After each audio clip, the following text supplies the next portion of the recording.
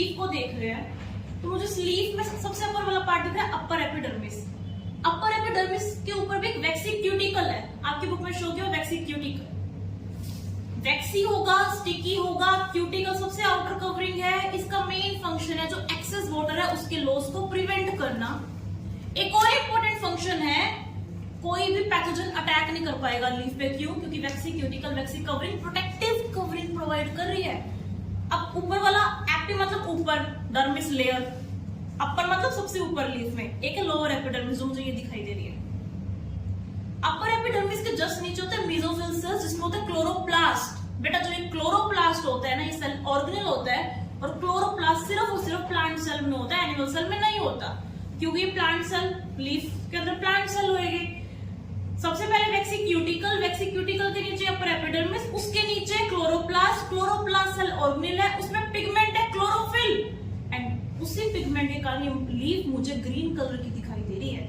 मतलब क्लोरोफिल ही वो पिगमेंट है जो लीफ को ग्रीन कलर इंपार्ट कर रहा है। क्लोरोफिल ही वो पिगमेंट है जो सनलाइट से लाइट एनर्जी एब्सॉर्ब कर रहा है, उसको केमिकल एनर्जी में फर्दर कन्वर्ट हो पा रहा है। अब एक बात ध्यान से सुनना, क्लोरोप्लास्ट स्टार्टिंग में ना पहले लंबे बने हुए हैं, फिर एक एयर स्पेस है। एक्चुअली क्या होता है, अपर एपिडर्मिस के नीचे दो टाइप के सेल होते हैं, एक होता है पैलिसेड मेसोफिल, एक होता है स्पंजी मेसोफिल। फिर उसके बिल्कुल नीचे यहाँ पे होगा लोअर एपिडर्मिस, लोअर। अब जो इंपॉर्टेंट बात क्या है, अगर क्वेश्चन आ जाए आपके एग्जाम में, किसी भी कॉम्पिटिटिव एग्जाम में, कि नंबर ऑफ स्टोमेटा ज्यादा कहाँ होएंगे, अपर एपिडर्मिस पे या फिर लोअर एपिडर्मिस पे, तो राइट आंसर रहेगा लोअर एपिडर्मिस पे। क्यों? डायग्राम में तो शो किया हुआ है। डायग्राम में देखना लोअर एपिडर्मिस में ज्यादा गैप दिखा रखा है, अपर में कम गैप दिखाया हुआ है। Number of stomata are more on lower epidermis ताकि रेट ऑफ ट्रांसपिरेशन कम हो सके। बेटा ट्रांसपिरेशन होता है loss of water in form of water vapour. अब जो ये लीफ है ना, ये लीफ इस तरीके से होगी प्लांट से अटैच, और ये लीफ डायरेक्ट अपर एपिडर्मिस का डायरेक्ट कांटेक्ट में होगा सन के, और स्टोमेटा से ही ट्रांसपिरेशन हो रहा है, मतलब वाटर का लॉस हो रहा है। अगर स्टोमेटा डायरेक्ट कांटेक्ट में आ गया सन के तो वाटर का लॉस तो बहुत हो जाएगा दिन के टाइम पे।